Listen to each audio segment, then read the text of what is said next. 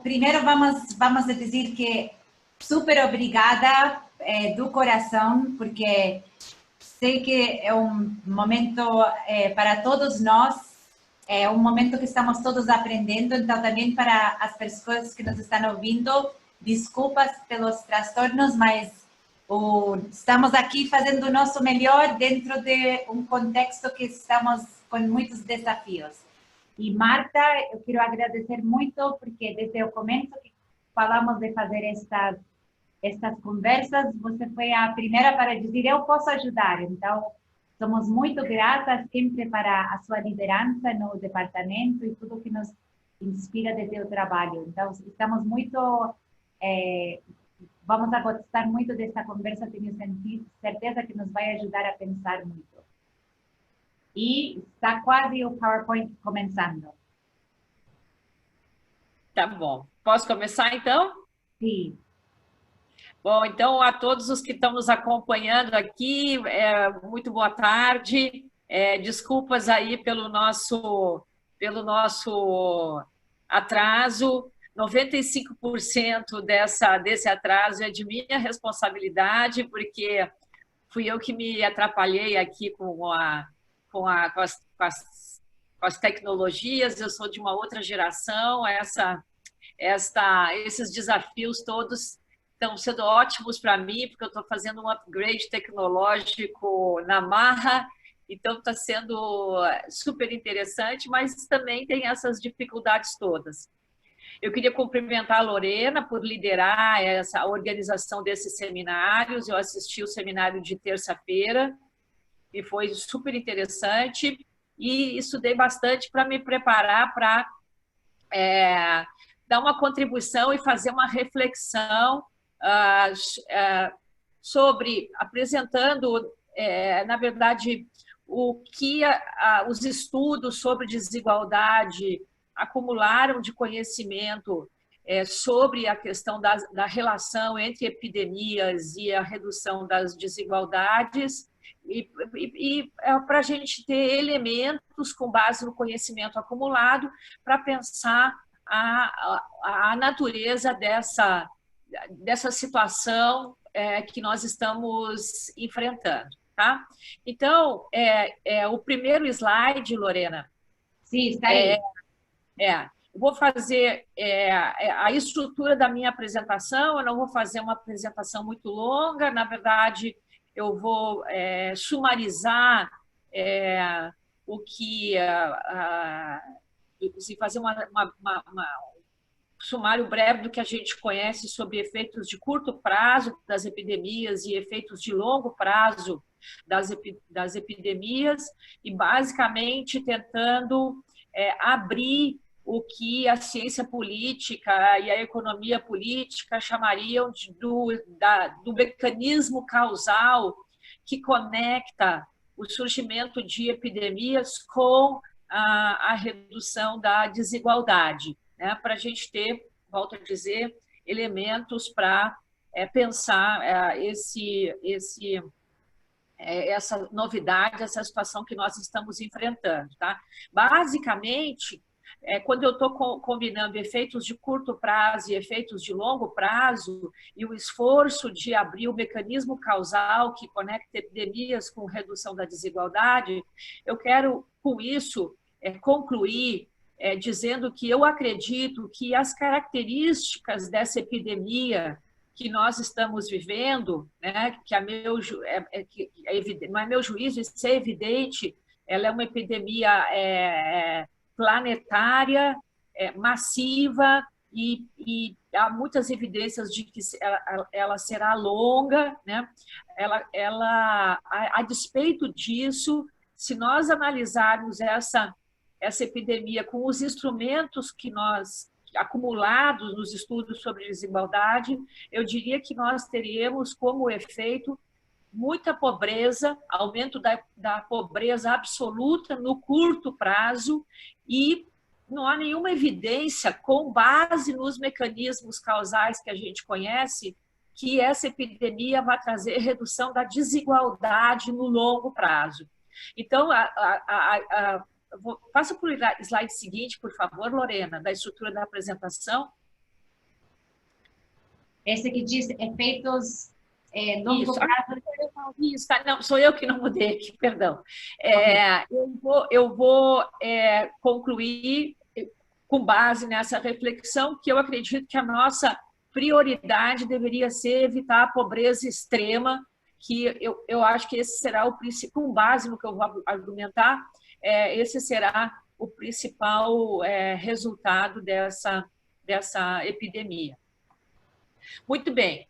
Antes de entrar na discussão dos mecanismos causais que conectam epidemias com redução da desigualdade, é útil utilizar, fazer uma distinção conceitual entre desigualdade e pobreza para aqueles que não estão familiarizados com esses conceitos. Tá? Para quem está familiarizado com o conceito, isso é uma questão simples, mas para quem não está, requer uma explicação breve, e isso é importante para a distinção que eu vou fazer. Basicamente, embora desigualdade e pobreza estejam conectados, elas não são a mesma coisa. Tá? A desigualdade, o conceito de desigualdade diz respeito a distâncias sociais. Desigualdade pode gerar pobreza ou não. Eu já vou dar um exemplo disso. Tá?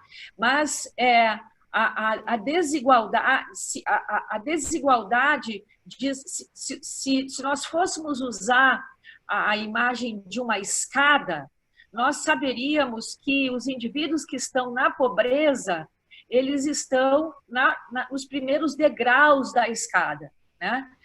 Mas a desigualdade é uma informação sobre quantos degraus separam os indivíduos que estão na parte de baixo da escada dos indivíduos que estão no topo da escada.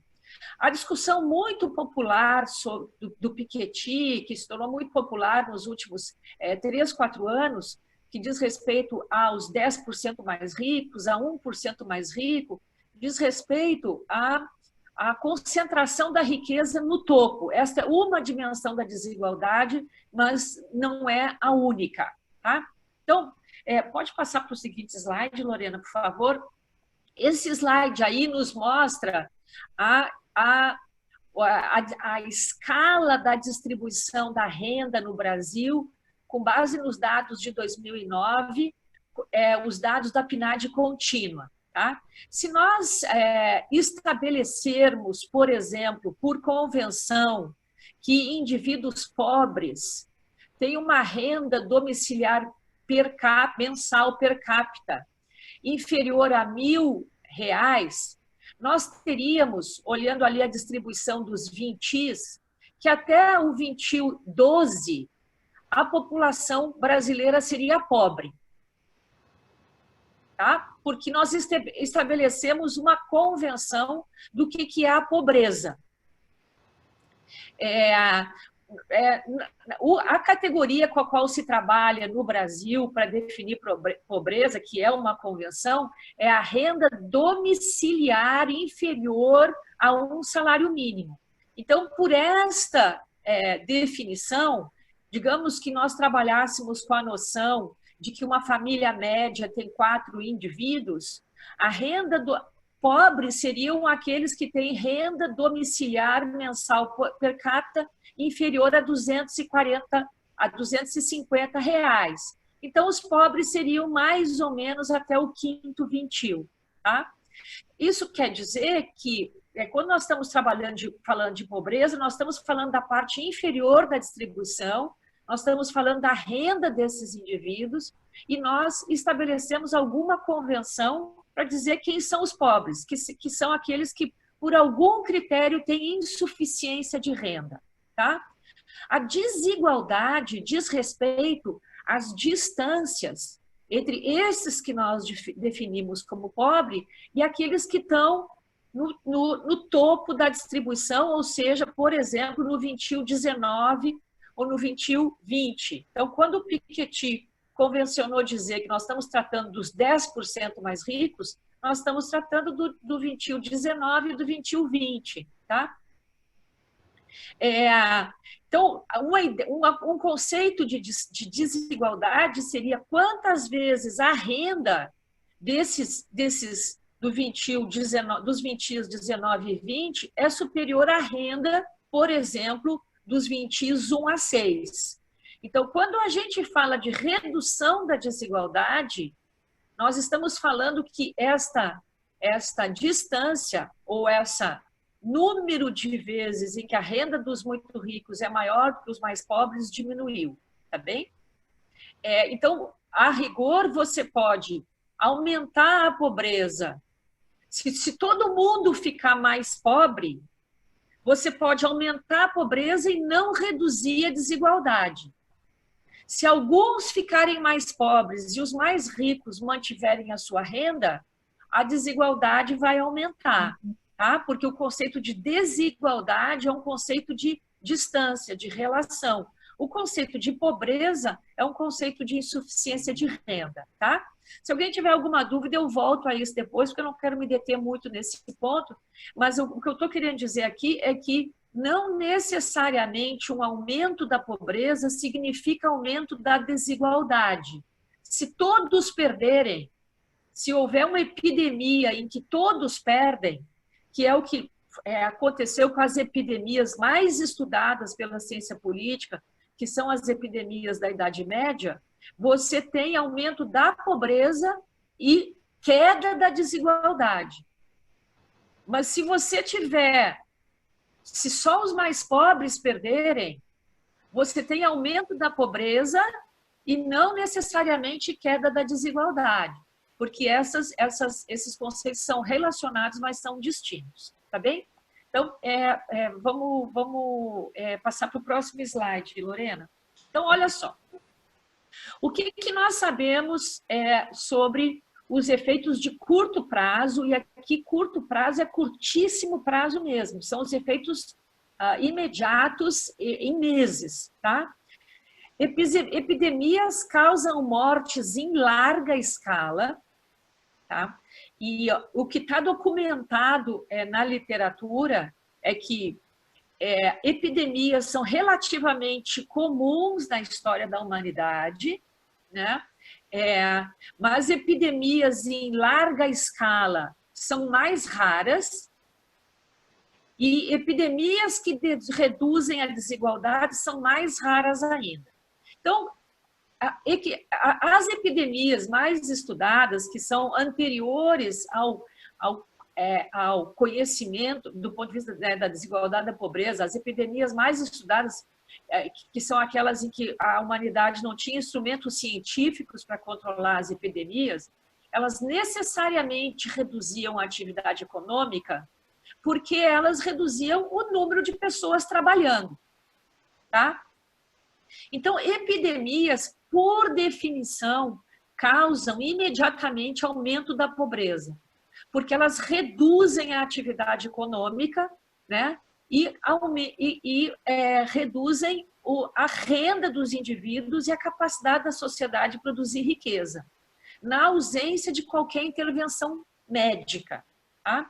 A epidemia que nós estamos vivendo, o que a ciência está dizendo e o que os governos demonstraram, o que a experiência dos governos mostra, que reduz o ritmo de expansão da epidemia do campo da saúde pública, é o isolamento social, tá? Então, aqui eu só vou analisar os efeitos de curto prazo do isolamento social e vou ignorar a proposta do isolamento vertical, porque eu considero que no Brasil, na presente circunstância, ela só traz ruído político. Ela tende a ter pouco efeito prático, porque aqueles que defendem o isolamento vertical, eles estão relativamente isolados politicamente. Podemos voltar a isso depois, tá? Mas eu acho que a proposta de isolamento vertical, ela, na verdade, se misturou muito com ideologia e com mobilização de setores dos bolsonaristas, e ela produzirá ruído, mas produzirá pouco efeito prático. Como a maior parte dos atores políticos, estou falando aqui do Congresso, do Judiciário, dos governadores, está adotando a estratégia do isolamento social, para a gente fazer uma avaliação breve, rápida, nós podemos voltar a isso depois, se vocês quiserem, faz sentido analisar os efeitos do isolamento social sobre a pobreza e a desigualdade. Tá? Então, o que é a ideia do isolamento social? É que os indivíduos fiquem, os domicílios, né, as famílias fiquem isoladas. A estratégia de isolamento social, ela tende a ser profundamente afetada pela desigualdade. Tá? Vejam aqui que aqui tem um detalhe importante. Eu não estou dizendo que o isolamento social produzirá desigualdade. Tá? Eu estou dizendo que a desigualdade afetará as estratégias de isolamento social. Por quê? Porque a própria estratégia, a própria implementação da estratégia é condicionada por desigualdades pré-existentes. Primeiro, ela é condicionada pela inserção no mercado de trabalho. A estratégia do isolamento social, ela favorece os indivíduos que têm uma inserção no mercado de trabalho do tipo trabalho flexível, que podem executar o home office. Isso não é verdade para a maioria dos ocupados. Tá? Seria interessante quantificar isso, né? Mas aqueles que não têm trabalho flexível terão mais dificuldade de adotar a estratégia do isolamento social ou, no limite, perderão a sua ocupação. Tá? A estratégia do isolamento social, ela também favorece os que estão no mercado formal de trabalho. Tá? Isso tem a ver com a inserção desses indivíduos no mercado de trabalho brasileiro, porque eles estão mais protegidos. Tá? Eu não tive tempo de analisar com cuidado a MP que o governo baixou hoje, então, para não dizer bobagem, eu vou passar por cima disso aqui, depois nós podemos voltar a isso. Tá? Mas até ontem, aqueles que estão no mercado formal de trabalho, eles podem recorrer ao seguro-desemprego, eles podem ter alguma estratégia de flexibilização da jornada de trabalho, e eles só perderão o emprego se a empresa deles falir, mas ainda assim, dadas a inserção no mercado formal de trabalho, aqueles que estão inseridos no mercado formal de trabalho terão algum fôlego. Os mais prejudicados são os informais, porque eles podem já ter cessado de receber renda. São os indivíduos que prestam serviços, não é só o pipoqueiro da esquina, mas é também a manicure, é também quem dá aula de ginástica, é também quem está inserido informalmente no mercado de trabalho, que depende de prestar serviços diariamente. Tá? E a estratégia do isolamento social também favorece os que têm alguma reserva, alguma poupança, porque esses poderão sobreviver mais tempo, tá? Porque eles, mesmo que eles cessem de receber renda nesse momento, eles podem recorrer à sua poupança. No Brasil, a epidemia nos pega numa condição muito desfavorável, porque os estudos mostram que os trabalhadores mais pobres já torraram a sua poupança durante a crise econômica. Tá? Então, nós temos um contingente expressivo de trabalhadores do Brasil que perderão renda imediatamente ou no curtíssimo prazo com a estratégia de isolamento social. Tá? É por isso que tem um trade-off, no caso brasileiro, entre proteger a saúde e proteger a renda desses trabalhadores. Tá? E também a estratégia do isolamento social, ela é afetada pelas condições de habitabilidade. Ela favorece aqueles que vivem em habitações de baixa densidade. Indivíduos que partilham quarto, que partilham cômodos de uma casa, terão muita dificuldade para praticar o isolamento social. Eu vi um dado que me impressionou ontem, na China, em que as habitações são pequenas, os dados estão dizendo que ocorreram 71 milhões de divórcios por efeito do isolamento social, tá? Mas isso é claro que a sociabilidade fica difícil, mas a própria estratégia do isolamento desses indivíduos é mais difícil. E também o isolamento social favorece os que têm acesso a serviços de TV e internet, porque essa é a estratégia, né? Essa é a comunicação para receber informação e para implementar a própria estratégia. Então, assim, a própria estratégia do isolamento social, ela cria trade-offs muito difíceis para os governos, e eu não tenho nenhuma dúvida de que ela trará crescimento da pobreza absoluta no curto prazo, porque nós temos um contingente muito grande de indivíduos que já são muito precarizados e que não terão renda no curtíssimo prazo, né? É por isso que os países que têm um pouco mais de capacidade de gasto que o Brasil estão compensando rapidamente a renda desses indivíduos e nós, no Brasil, se não forem tomadas medidas muito rápidas, a minha interpretação é que menos pela desigualdade e mais pela pobreza absoluta, nós temos risco de ter saques, de ter convulsão social no curto prazo, tá? E o que é pior, essas características todas de inserção do mercado de trabalho e condições de habitabilidade, elas costumam ser cumulativas. Então, a tendência é que nós tenhamos,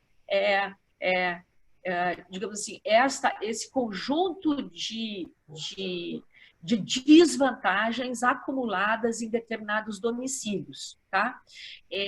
A ciência brasileira, ela é capaz, a capacidade dos cientistas sociais brasileiros de espacializar os indivíduos que estão nessa condição, os bairros que estão nessa condição, ela é relativamente rápida. Os cientistas sociais brasileiros estão muito bem equipados em termos de técnicas e em termos de dados para produzir informação sobre onde estão esses indivíduos muito rapidamente. Seria de todo conveniente que o nosso governo não tivesse esse conflito brutal com a ciência para nós podermos colaborar nesse momento, tá? O que nós sabemos por favor, Lorena, passa para o próximo slide. Dos efeitos de longo prazo da pobreza. E aqui, no longo prazo, eu estou falando de efeitos em 1 ano aproximadamente, tá? 1 ano, e os casos mais estudados mostram que esses efeitos sobre a desigualdade, que se manifestam em 1 ano, podem durar até décadas, podem durar até séculos, tá? O que se sabe sobre os efeitos de longo prazo da pobreza é que eles reduzem, sobre a desigualdade, é que as epidemias reduzem a desigualdade em alguns casos e por algum tempo. E a condição para isso, para que as epidemias afetem a desigualdade,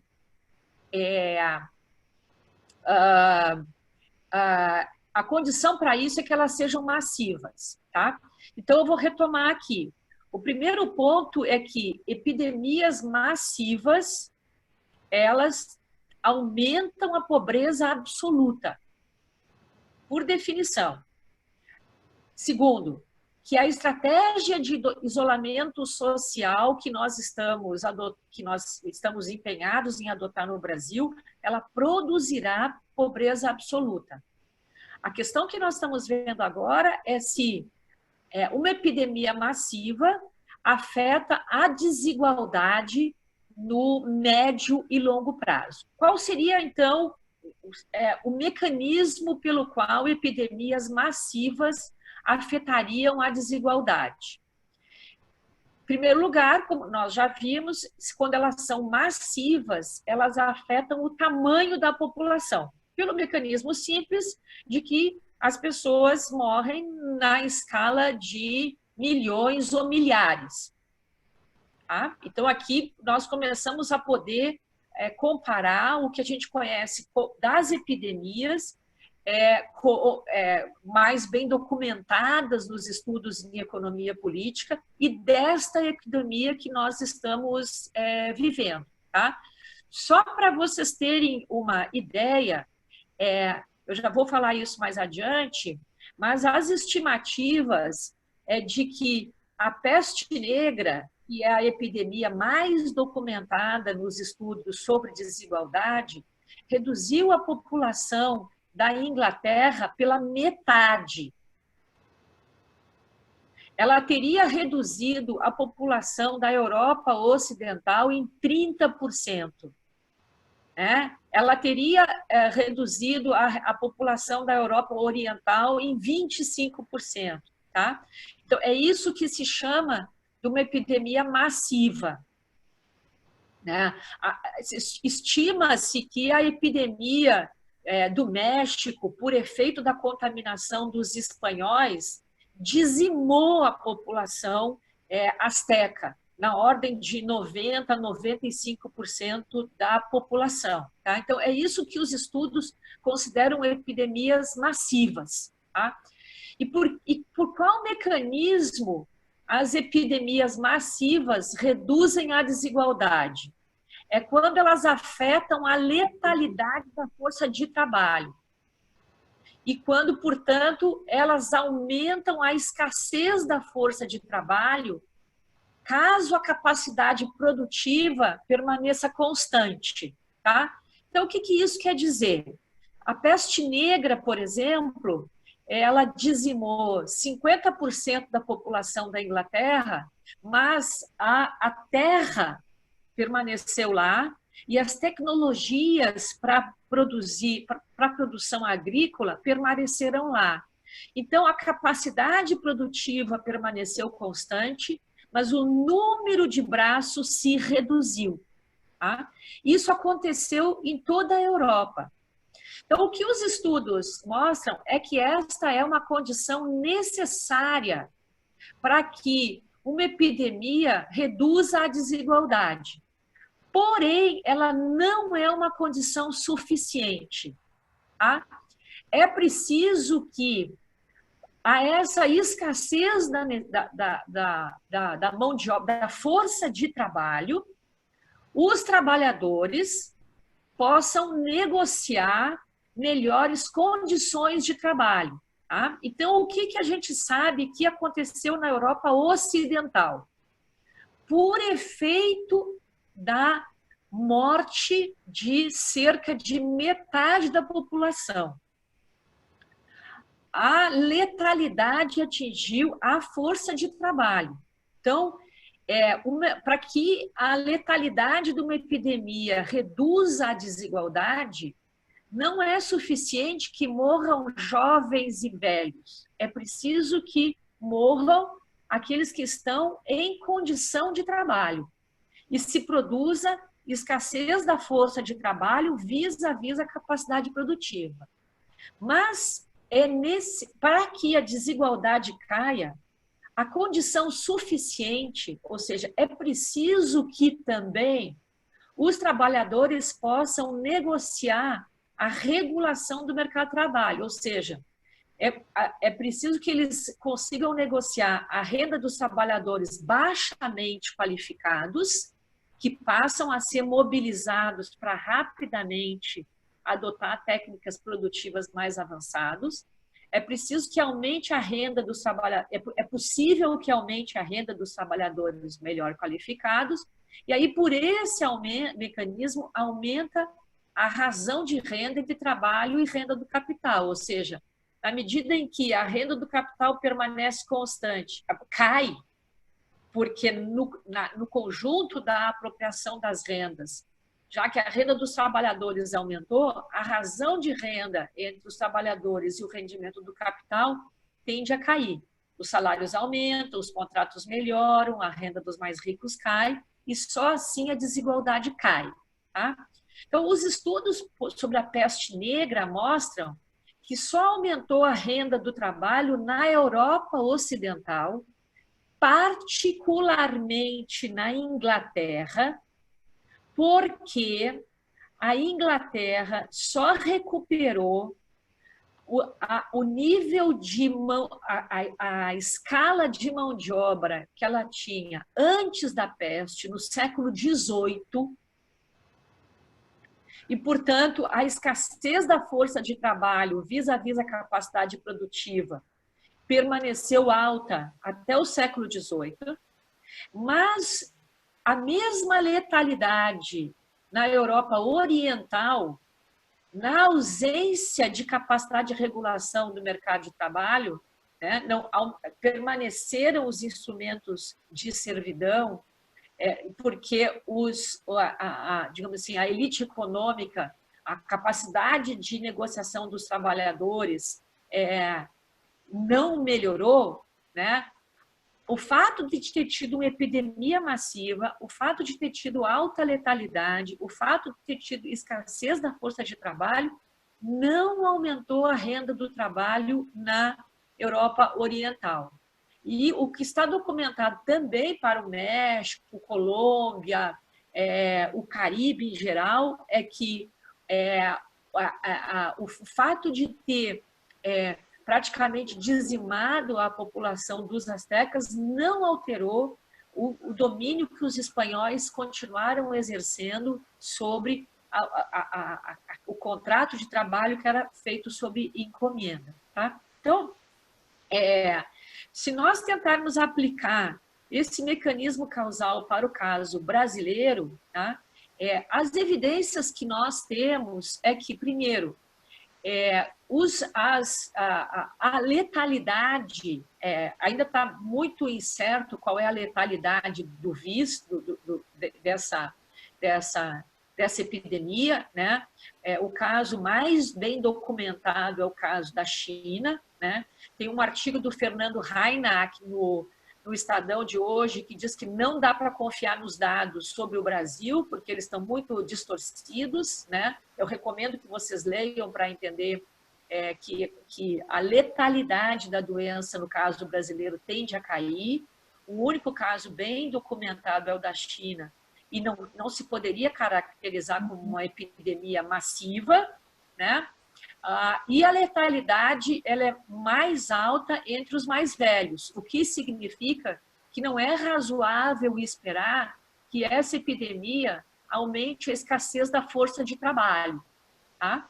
Então, se o que nós conhecemos sobre o comportamento das epidemias no passado nos permite entender os mecanismos que entrarão em operação nesta epidemia, não é razoável esperar que esta epidemia produza queda da desigualdade no Brasil e muito possivelmente em nenhum lugar do mundo.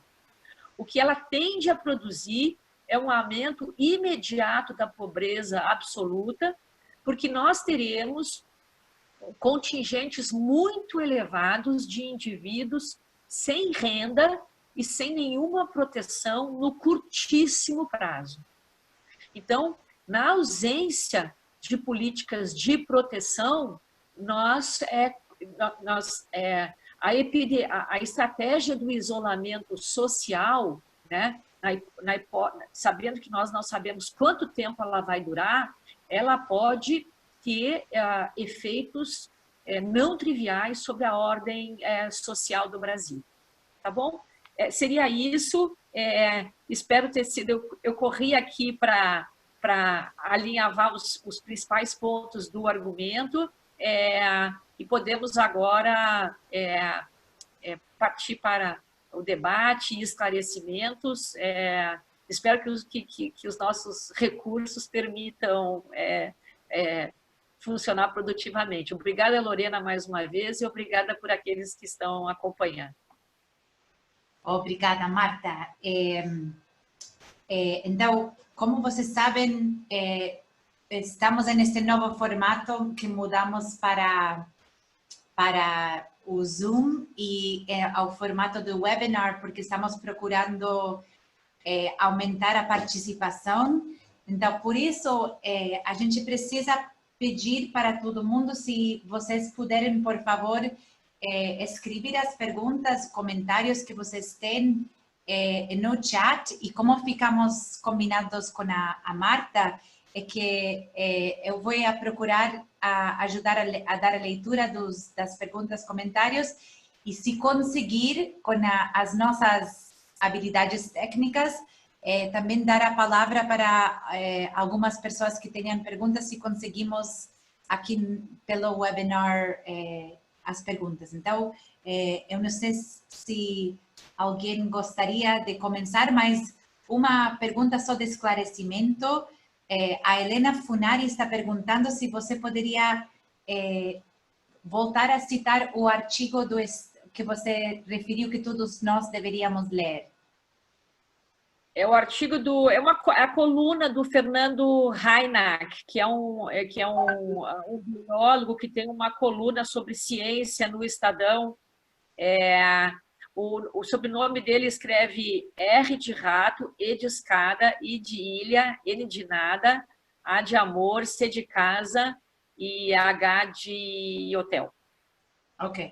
E saiu hoje? Hoje. Saiu hoje. Ele basicamente argumenta que para a gente saber a taxa de letalidade da doença, a gente teria que acompanhar todos os indivíduos contaminados até o fim do ciclo da doença, né? Como nós não podemos fazer isso, né? Nós precisaríamos ter medidas mais precisas de quem são os infectados, né? Então, ele diz que hoje o caso melhor documentado é o da China, que tem como, digamos assim, alguém está colocando aí o link para o artigo. Tá? Então, já colocaram. Então, qual é o que está acontecendo no Brasil? No Brasil, os testes só estão sendo feitos para aqueles que comparecem ao hospital ou vão pedir atendimento em algum lugar, tá? Então, nós temos um número muito alto de infectados que não estão registrados. Então, a estatística que nós temos no Brasil não é da letalidade da doença. A estatística que nós temos no Brasil é da letalidade daqueles que compareceram, que pediram atendimento. Então, isso faz com que os dados para o Brasil fiquem superestimados, porque aqueles que estão contaminados não estão entrando na equação. Ótimo. Tá? Já colocaram o link aqui, então a gente vai conseguir ler, e também vamos a subir os slides, como fizemos na outra palestra, a gente subiu os slides e gravamos. Então, vamos subir a gravação e os slides. O Manuel Galindo, Marta, está perguntando: obrigada pela palestra, parece que o Covid-19 deve aumentar a desigualdade de renda, pelos motivos levantados, escassez relativa a capital-trabalho. Porém, como isso fica para a questão da desigualdade de riqueza? Pode haver muita perda de riqueza, destruição de capital?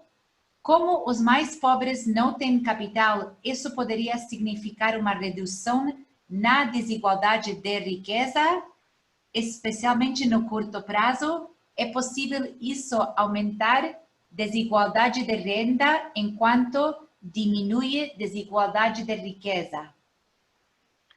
Então, assim, eu acho que a gente não tem evidências de que a riqueza, o patrimônio, ou mesmo o capital venham a ser afetados pela epidemia. Mas o que pode acontecer, isso está se prevendo, né, é que, a depender das ações do governo, é que um grande número de pequenas empresas pode ir à falência. Tá? Então, é possível que aumente a desigualdade do capital, né? Que aumente a concentração do capital, dado o número de falências que podem acontecer. Tá? Se isto acontecer, aumentará a concentração do capital, mas nós não sabemos ainda o quanto vai, dada a natureza da letalidade desta doença, o quanto vai afetar no médio prazo a oferta de força de trabalho no Brasil. Tá? Nós só saberemos se a epidemia vai afetar a oferta de força de trabalho no Brasil quando nós soubermos a taxa de letalidade daqueles que estão em idade de trabalhar. Okay. Então, não tem muita evidência de que a epidemia seja especialmente letal sobre esta faixa etária, né? Parece que tudo indica que dos casos mais bem documentados, que a epidemia ela é especialmente letal sobre os mais velhos, aqueles que já estão fora do mercado de trabalho, né? Então, eu não tenho a expectativa de que a epidemia reduza a composição demográfica do mercado de trabalho no Brasil. Ok. Vou resumir aqui algumas perguntas para dar tempo, porque o bom do Zoom é que temos muito mais perguntas se estivéssemos na sala. Nunca vi tantas perguntas de uma vez nos seminários do departamento. Então, achamos uma boa forma de abrir a participação. A professora Rita Cruz, do Departamento de Geografia, da FEFELESH e da USP, está perguntando se você acredita em um recorte regional dessa pandemia para o caso brasileiro. E a Joyce, aluna do nosso departamento, está perguntando está agradecendo a apresentação, mas está perguntando o que podemos esperar sobre as políticas sociais nesse cenário da epidemia. Será que saímos mais conscientes dessas políticas? Bom, são duas coisas bem distintas, né? Do ponto de vista da renda, né? Então, a minha expectativa é que, do ponto de vista da renda, os trabalhadores informais serão os mais prejudicados, esses vão cair na pobreza absoluta no curtíssimo prazo, se já não estão na pobreza absoluta, né? E, portanto, se eu estiver correta, as regiões mais afetadas serão aquelas com maior concentração de trabalho informal, né? A segunda metade dessa resposta tem a ver com em que medida que as políticas que estão sendo prometidas e aprovadas serão implementadas, né? Isso não é trivial. Uma coisa é você apertar o botão no Congresso e aprovar um aumento do Bolsa Família. E são necessários inúmeros passos até esse dinheiro chegar na mão das pessoas. Se ele não chegar, né? Mesmo aqueles que já eram pobres, que não saíram do mercado formal, ou os novos pobres que serão produzidos no curtíssimo prazo, eles cairão na pobreza. Então, porque a outra parte da pergunta tem algo que é o efeito da recessão econômica que deriva da estratégia de isolamento social. Isso aqui a gente não pode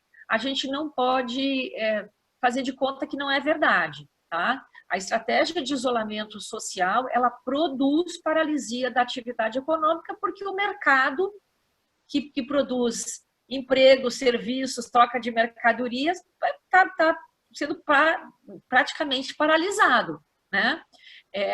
Então, você teria que ter políticas sociais para compensar isso, né? No caso brasileiro, digamos assim, a gente entrou um pouco tarde nessa história, está tendo muito desencontro, né? E está tendo muita controvérsia sobre então eu volto a dizer, eu não tive tempo hoje de ler com calma as medidas porque eu estava preparando o seminário, não tive tempo de ler com calma as notícias quentíssimas, peço desculpas a quem está interessado, mas o que eu li rapidamente, assim, aqui, então não é uma opinião independente, é repetindo as opiniões que eu li dos outros, né? Que não há muita proteção nas medidas que foram anunciadas hoje também para os trabalhadores do mercado formal de trabalho, né? Aqueles cujas empresas quebrarão, né? Então, causa muita preocupação, eu acho, a velocidade com que a pobreza extrema vai chegar, como resultado inevitável do distanciamento social, em um país cuja economia já estava deprimida, com um elevado número de empregados, uma taxa altíssima de informalidade, causa muita preocupação a velocidade com que a pobreza extrema vai chegar, quando comparada à velocidade com que o governo vai responder, né? Para evitar uma pobreza, e por isso que eu estou dizendo, a minha opinião é que a nossa preocupação no curtíssimo prazo deve ser muito mais com a pobreza extrema do que com a desigualdade. Não tenho dúvidas de que os mais ricos, nós que estamos no setor público, estaremos mais protegidos pelas características do nosso trabalho, da nossa inserção no mercado de trabalho, pelas características das nossas residências, nós estaremos mais protegidas. Mas haverá dezenas de milhões jogados na extrema pobreza no curtíssimo prazo. Isso deveria ser objeto da nossa extrema preocupação. Ok. Eu vou começar só para pedir desculpas também para as pessoas, porque pela nossa, como estamos novos, eu não consigo transferir para as pessoas fazer perguntas desta vez, porque eu não quero perder a Marta e fizemos já várias manobras para manter a aula, o seminário funcionando. Na próxima vez, vamos a conseguir dar a palavra para as pessoas. Mas o Eduardo Marques está perguntando se não pode acontecer também uma redução da desigualdade pela queima dos ativos dos mais ricos. Algo que já está acontecendo como nas bolsas de valores. Essa é uma pergunta. E a Laura está perguntando sobre a quarentena. Sobre uma quarentena que pode se estender por meses, é possível que os custos de oportunidades sejam tão cruéis quanto a própria pandemia?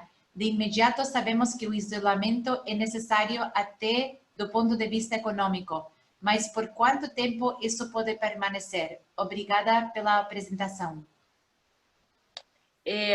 Eduardo, eu acho que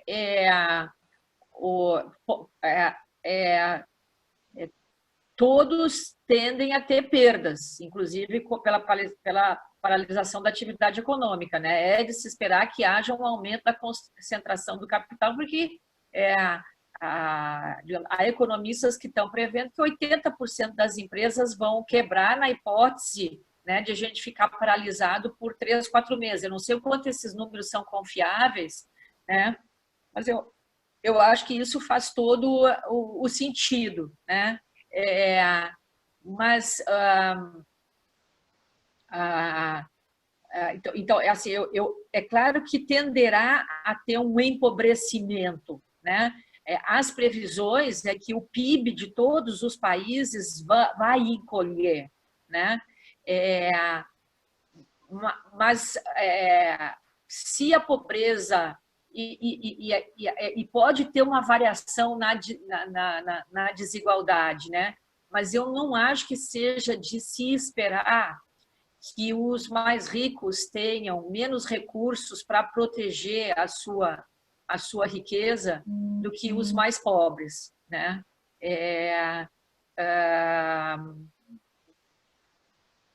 Eu acho que não, eu acho que nós podemos ter um empobrecimento geral,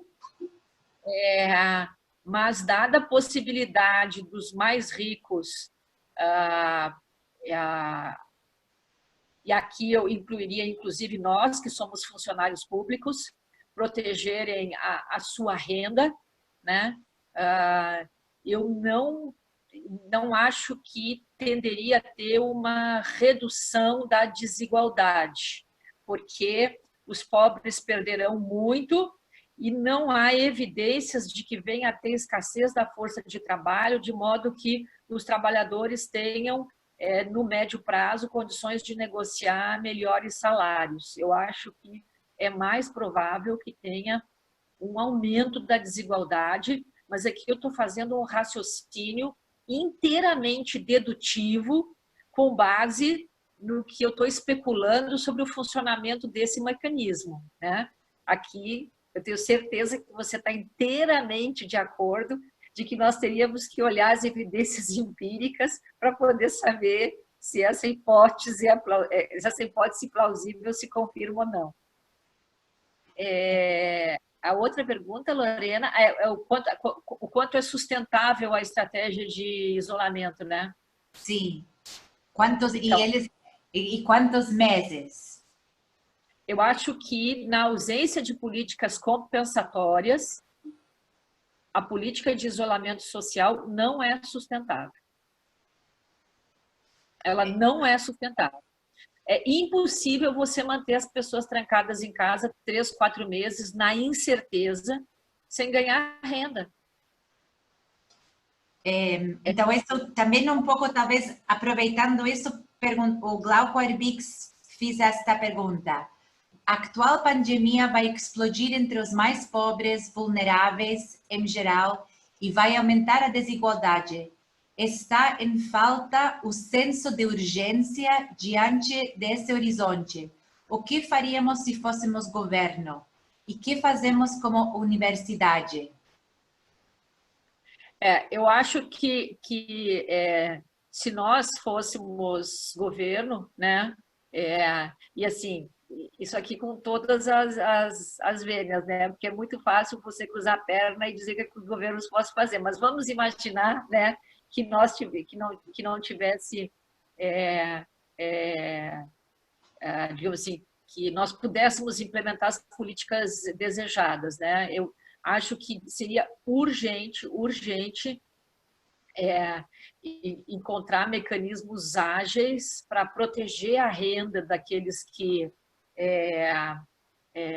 estarão na extrema pobreza no curtíssimo prazo através de diferentes mecanismos, né? Aí eu diria que o Brasil acumulou nos últimos 20 anos tecnologia para localizar essas pessoas, para ter instrumentos bancários para poder converter informação em acesso à renda, né?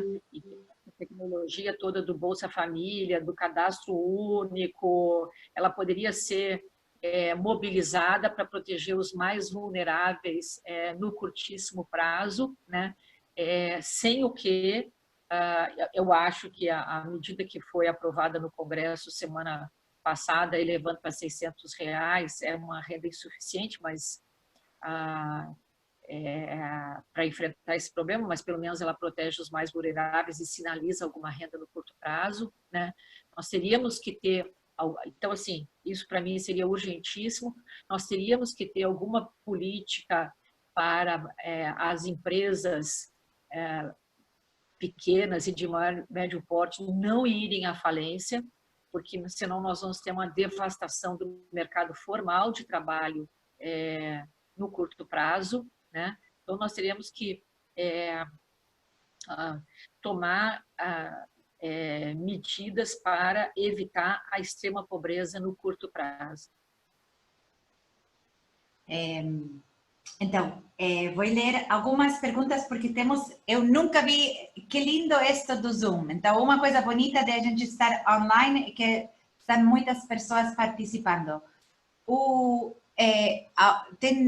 Antes tinha a professora da geografia, que você deve lembrar que tinha falado sobre as regiões. E a Michele Fernandes também está voltando a dizer que se você poderia falar sobre as diferentes regiões do Brasil. O Manuel Timbo está dizendo, Marta, você faz um fechamento falando que a ausência de políticas de proteção num caso de isolamento social poderá ter um efeito devastador. O Brasil, nos últimos 2 anos, tem passado por uma desestruturação total de nosso sistema de proteção social. As propostas apresentadas pelo atual governo estão sendo apresentadas de forma desarticulada. Como você avalia a situação destas políticas? Então, sobre as regiões, né? Então, assim, de fato, eu acabei pulando, tem uma outra evidência, porque tem uma coisa muito interessante que aconteceu desde o surgimento desse pandemônio que nós estamos vivendo, né? Que foram produzidas, circularam pela internet milhares de notas técnicas, milhares eu não diria, mas dezenas de notas técnicas muito bem feitas em vários temas relevantes, curtas, muito sólidas, né? Assim, eu fiquei muito impressionada de ver a capacidade da ciência brasileira produzir informação relevante, sólida, no curto prazo, né? Isso eu acho que nós poderíamos, em algum momento, documentar, né? Mas um estudo que circulou, eu acho que é de autoria do Rudi Rocha e de uma equipe de pesquisadores, ela mostra que as regiões brasileiras estão muito diferentemente equipadas para atender o surto da epidemia, né? Basicamente, bom, a parte de testes não está sendo feita no Brasil, né? Mas uma das características dessa epidemia é que ela requer atendimento hospitalar com UTI e respiradores de longo prazo, né? Então, essa medida do isolamento social, ela visa evitar que as pessoas corram todas para o hospital no mesmo prazo, porque senão o sistema hospitalar colapsa, né? Mas esse estudo mostra que a capacidade de atendimento do sistema hospitalar no Brasil é muito desigual. Algumas regiões brasileiras estão muito desequipadas para atender a doença. Nós sabemos que 2.500 municípios brasileiros não têm hospital. Então, sem uma rede referenciada, fica muito difícil fazer atendimento. Tá? Então, assim, o grau de letalidade da doença no Brasil será muito desigual entre as regiões, porque ele vai depender, ele será uma função da capacidade de atendimento do sistema hospitalar. Tá? Eu queria voltar à pergunta, eu não me lembro do nome de quem perguntou sobre a desestruturação do sistema de políticas sociais no Brasil. Tá? Mas, assim, eu discordo dessa avaliação. Tá? Manuel.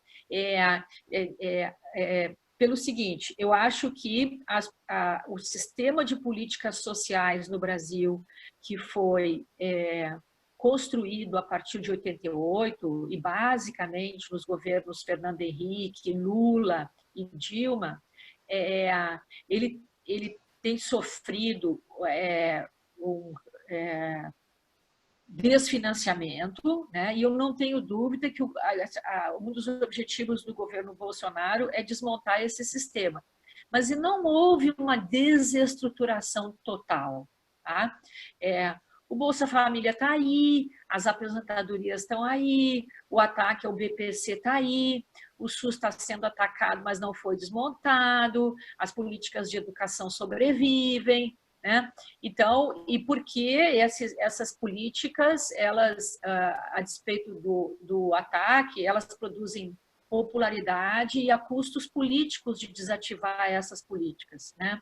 Então, assim, eu diria que o sistema essas políticas estão sob o ataque, mas elas não foram totalmente desestruturadas e elas têm alguma chance de sobrevivência. Mais do que isso, o que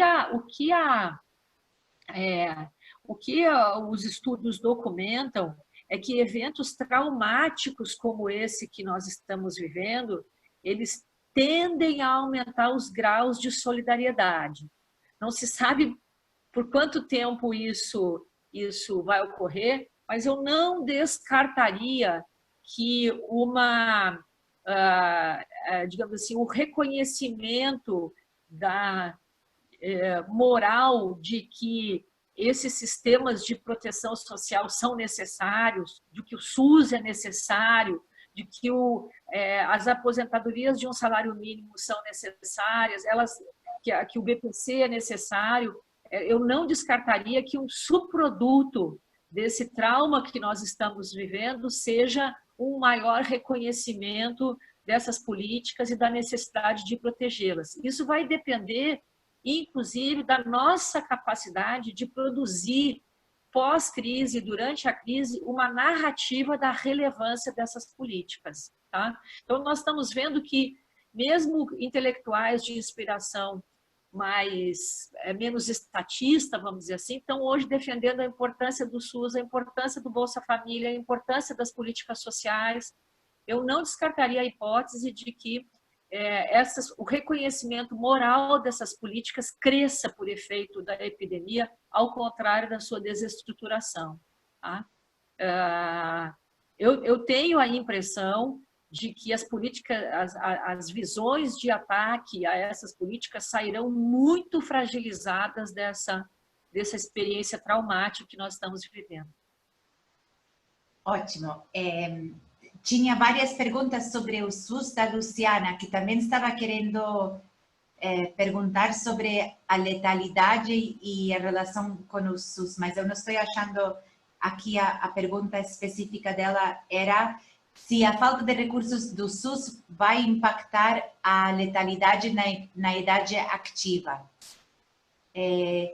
E Eric está dizendo na Reuters, as ações europeias encerraram em baixa há alguns dias em meio a dados econômicos cada vez mais terríveis devido ao coronavírus, enquanto os papéis de bancos despencaram, conforme várias grandes instituições do setor suspenderam o pagamento de dividendos.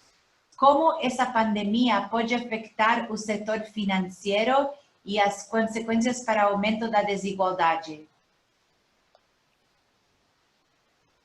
Então, mas eu acho que essa crise econômica, ela não é um efeito da pandemia.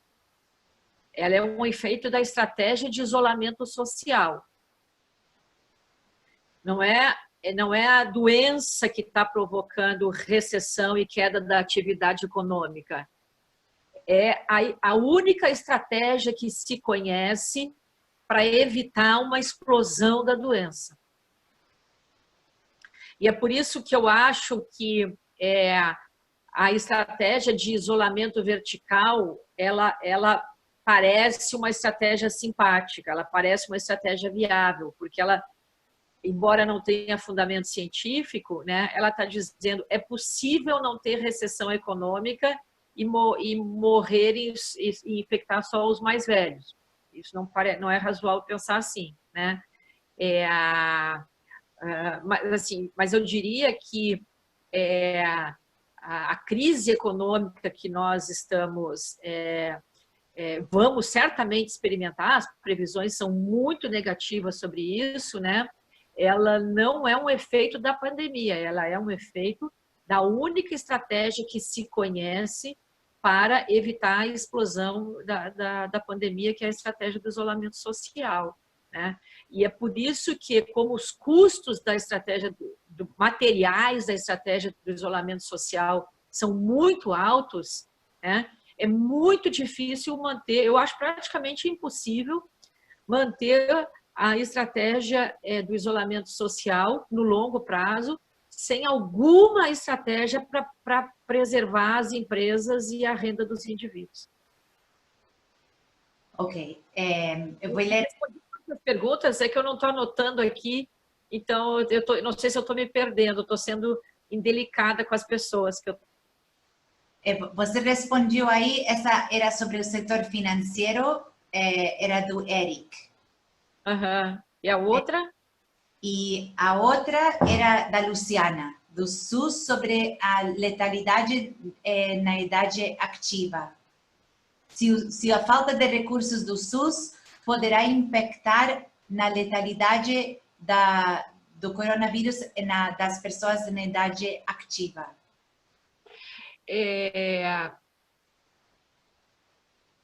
Isso a gente não sabe muito bem, né? Porque, assim,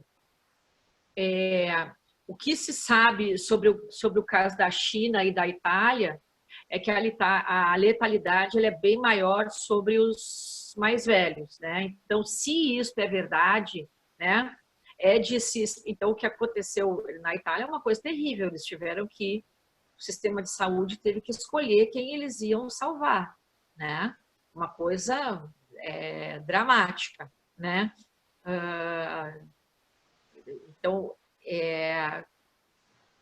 nós sabemos no Brasil que se tiver uma explosão da doença, o número de leitos não será suficiente, assim como aconteceu na Itália, né?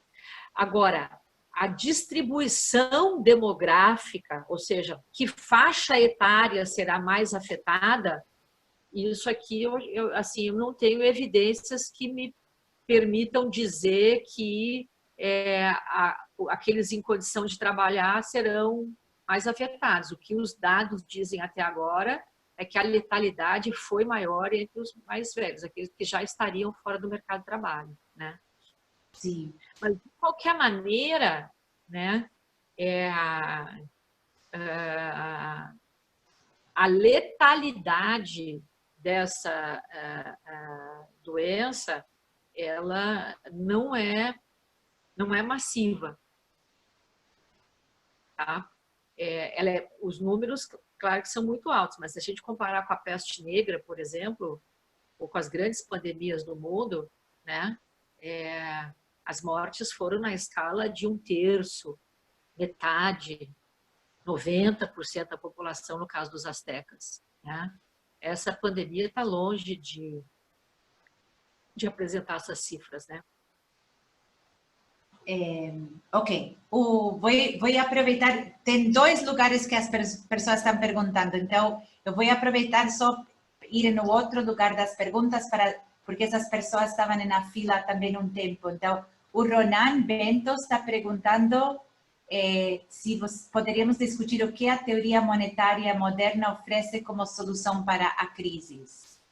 Você vê que você está recebendo todas as perguntas fáceis, não? Não, essa é bem fácil para mim, eu não conheço esse assunto.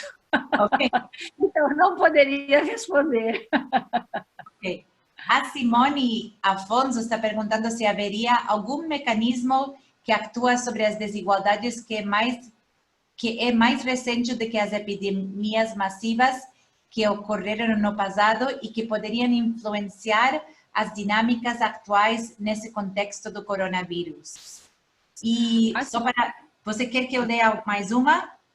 Eu prefiro responder uma por uma para não confundir, porque eu estou sempre deixando alguém sem resposta. Okay. Não há a menor dúvida de que a humanidade hoje está muito mais equipada para enfrentar as epidemias, né? De qualquer ponto de vista, né? O nosso conhecimento sobre os mecanismos de transição, os recursos com que os estados nacionais contam para controlar a mobilidade das pessoas, né? Inclusive os recursos para proteger aqueles que caíram, que perderam a sua renda, né? Então, digamos assim, os recursos com que os estados nacionais e a ciência contam hoje são incomparáveis, e é por isso que a escala da letalidade e a escala da destruição é menor, né? Do ponto de vista da saúde pública, né? Sim.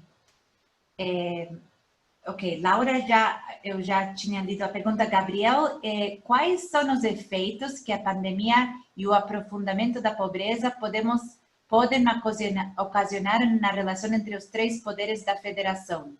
Como a senhora enxerga o reflexo no cenário de estabilidade e inestabilidade institucional no próximo período? Olha, isso eu também acho que é uma fonte de grande preocupação, né? De grande preocupação mesmo, porque o presidente da República, então nós temos no Brasil um sistema, um modelo de presidencialismo que concentra muita autoridade na presidência da República, né? O presidente da República, a julgar pelo seu comportamento, né? Ele digamos assim, parece não ter entendido a gravidade da doença, da pandemia, quer evitar os custos políticos associados à estratégia de isolamento social, né?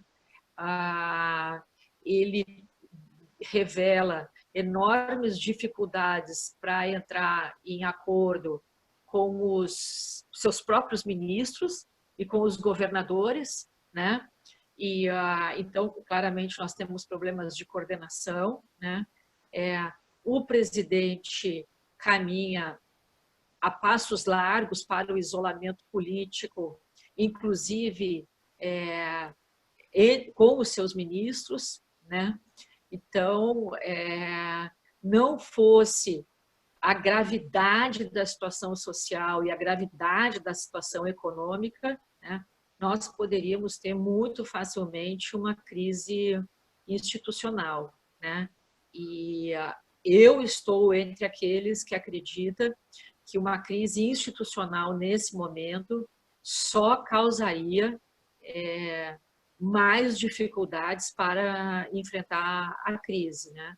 Mas eu não tenho dúvida que o modo como o presidente da República se comportou nesta crise, né, deixará cicatrizes, né? Eu acho que há pouca dúvida de que o presidente sai mais fraco e mais isolado do que está, né? O fato de que o presidente tenha um grupo de atores mobilizados e tal, não me parece muito grave, porque o PT também tinha, e isso não impediu que nós tivéssemos o impeachment da presidente Dilma, né? Mas o fato de que o presidente saia muito mais enfraquecido, de um presidente já enfraquecido, e nós temos 2 anos e meio de governo pela frente, a meu juízo, é fonte também de extrema preocupação.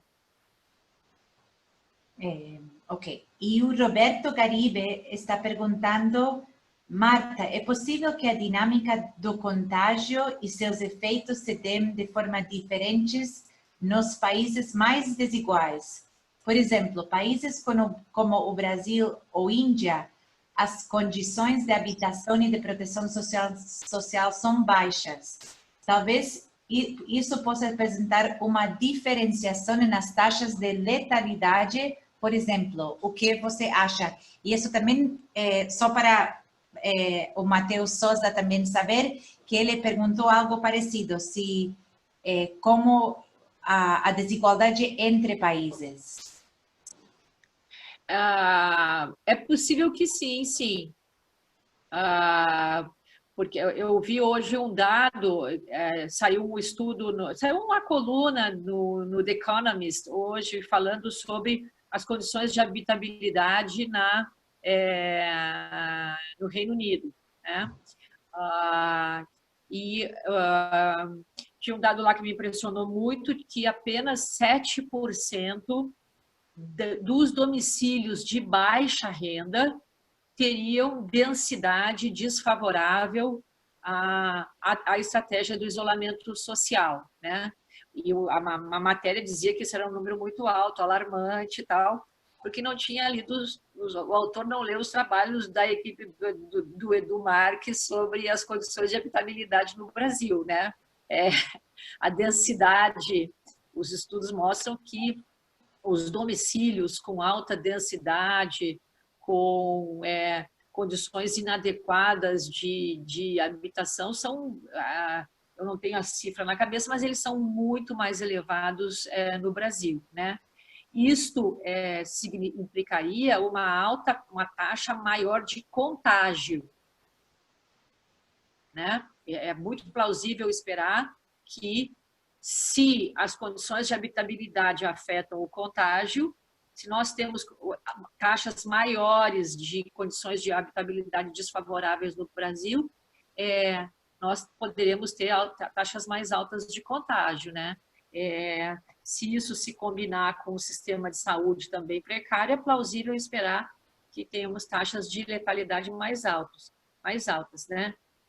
Mas não é razoável esperar que elas sejam massivas a ponto de afetar, de produzir escassez da força de trabalho, né? Esse é o meu argumento. Nós vamos ter uma tragédia aqui, né? Mas, dadas as taxas conhecidas de letalidade da doença, não é razoável esperar que isso altere a distribuição demográfica da força de trabalho, a composição demográfica da força de trabalho no Brasil. Mas isso, obviamente, eu estou especulando, né? Pode ser que eu esteja errado. Sim. Aqui nós estamos, né, com base no que a gente conhece do passado, especulando sobre o futuro, né? Sim. O David está perguntando, diante da participação da aposentadoria ou BPC dos idosos, da composição da renda em parte dos lares brasileiros, quais os efeitos da pandemia nestes lares? Doutora Marta, você enxerga a possibilidade de revisão da reforma de previdência em razão da pandemia na composição? Ele está perguntando. Olha só, nós temos a estimativa mais catastrófica para o Brasil, se a minha memória não me engana, feita pela equipe de Manchester, que está fazendo cálculos, né, sobre o número de mortes potenciais em diferentes cenários, né? Então, se a minha memória não está me enganando, a equipe de Manchester disse assim, estabeleceu que para o Brasil, dadas as condições de habitabilidade, composição demográfica e tal, nós teríamos, na ausência de qualquer política de isolamento social, nós teríamos 500 mil mortos no Brasil. Caso a política de isolamento social seja muito bem sucedida, nós teríamos 44 mil mortos no Brasil. Essa é a estimativa da equipe de Manchester lá que está fazendo os cálculos, tá? Então, vamos estimar que muito provavelmente nós tenhamos um número nesse intervalo, que também é um intervalo entre 44 mil e 500 mil, é um intervalo enorme, tá? Nós temos, só de aposentados do INSS, 34 milhões no Brasil, aí excluídos os aposentados do setor público, tá? Então, no cenário mais pessimista, e assumindo que nós tivéssemos que todos os 500 mil que morressem fossem aposentados, nós teríamos 500 mil sobre 34 milhões, tá? 500 mil, isso vai ser uma comoção sem proporções, né? Porque é muito alto, né? Você ter 500 mil pessoas morrendo por efeito de uma pandemia é uma tragédia, né? Mas isso também é uma função do fato de que o Brasil é muito grande, né? A minha impressão, mas isso é aqui de novo puro chute, né? É que nós teremos uma grande comoção, né? Pelo número de mortos, que certamente virão, né? E que isto vai produzir uma certa solidariedade e o reconhecimento de que nós precisamos ter melhores instrumentos para proteger os mais vulneráveis. Mas isso aqui, assim, tá entre um wishful thinking ou um thoughtful wish. Não sei muito bem o que é isso, né? Porque nós estamos aqui especulando. Mas eu acho que a tendência é que a gente siga mais ou menos a mesma estratégia que nós vínhamos seguindo, que é o Congresso não aprovar medidas de reforma que desprotejam os mais vulneráveis, né? Então, o Congresso, o que tem feito é que as tentativas, sempre que no governo Temer e no governo Bolsonaro, que a proposta de reforma da Previdência mexeu no piso de um salário mínimo, o Congresso não aprovou. A minha impressão é que nós vamos seguir com isso, sem muitas alterações. Mas isso aqui, de novo, é uma impressão, uma especulação com base no que eu conheço do passado. Não sei se faltou alguma pergunta, Lorena. Então, era sobre a aposentadoria. Eu acho que... Eu continuo achando... Da Previdência. Então, eu acho que não tende a ter impacto sobre a reforma, sobre o que vem sendo aprovado no campo previdenciário. Ok. Aqui, a ver...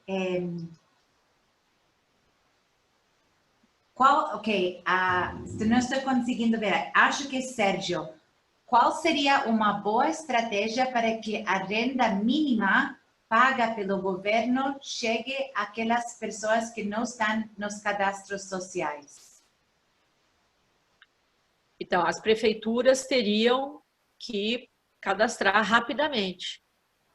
Porque a lei que foi aprovada no Congresso há 1 ou 2 semanas atrás, eu já não estou lembrada, que foi aprovada primeiro na Câmara, depois no Senado, ela estabelece que vai se usar o cadastro único para... Então, vai aumentar o número de beneficiários que já estão no cadastro único até a data de 20 de março. Então, a lei que foi aprovada, ela não protege os novos pobres, que são justamente os que serão afetados pela estratégia de isolamento social. Então, teria que o Congresso aprovar rapidamente um relaxamento, uma extensão desse prazo, e as prefeituras teriam que rapidamente cadastrar pessoas que caíram na pobreza por efeito do isolamento social, tá? Mas veja, tem um detalhe aqui que é muito importante. Essa tecnologia já existe. Imagina o que acontece com um país que não tem cadastro único. Você teria que montar essa tecnologia para enfrentar a doença. Então, o que o Brasil tem é que ele já tem essa tecnologia que pode ser mobilizada rapidamente. Mas ela vai ter que quer dizer, o fato de existir facilita, mas tem que mobilizar os esforços dos 3 níveis de governo para localizar essas pessoas, cadastrar, inserir no sistema bancário e essas pessoas passarem a receber uma ajuda. Ok. Rodrigo Brandão. Professora, quais instrumentos estão nas mãos dos governadores para combater a pandemia. Quais as chances de serem usados como sucesso, considerando os ataques do governo federal aos governadores? As chances dos governadores terem sucesso? Quais instrumentos estão nas mãos dos governadores para combater a pandemia e quais são as chances de sucesso dado os ataques do governo federal? Bom, eu acho que os governadores revelaram ter recursos, né, de implementar a estratégia de isolamento social.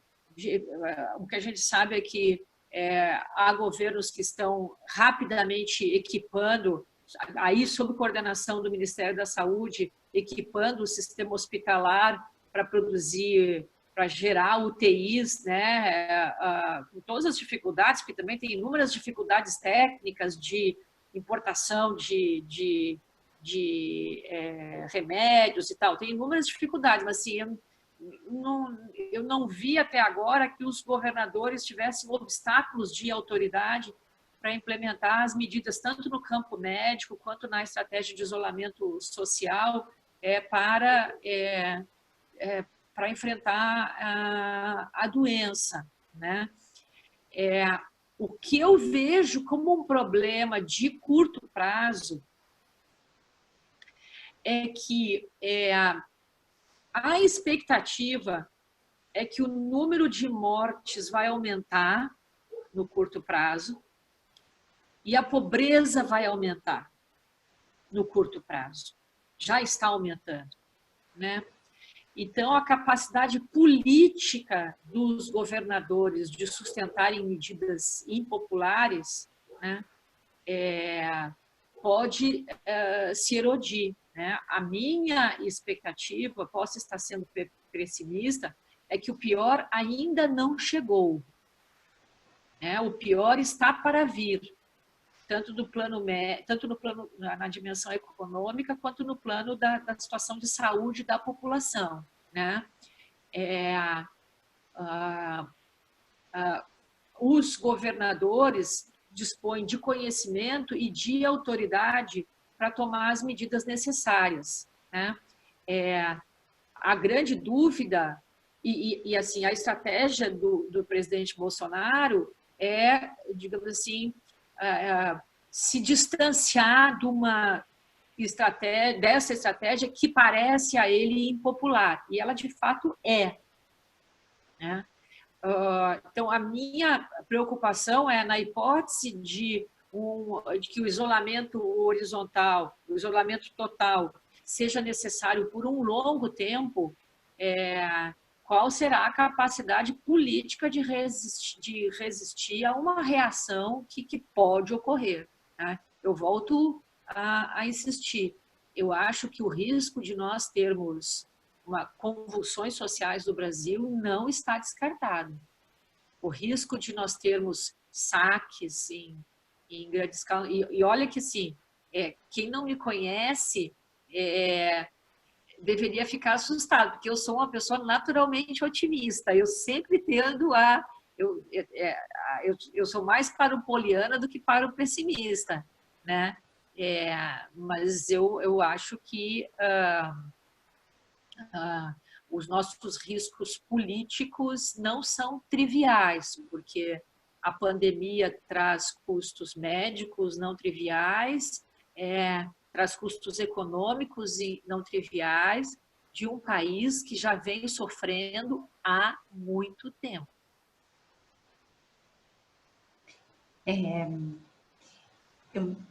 A Alice está dizendo assim: eu queria que a professora Marta falasse um pouco mais sobre a questão da violência. Então, como você estava justo e aproveitar, especialmente a violência urbana. O Brasil já estava com um problema enorme de desemprego e agora, com a pandemia, isso vai se agravar. O aumento da pobreza extrema, a curto prazo, pode levar que os níveis de violência aumentem de forma significativa isto pode gerar uma maior mobilização social e inestabilidade política em um país tão polarizado como o Brasil atualmente.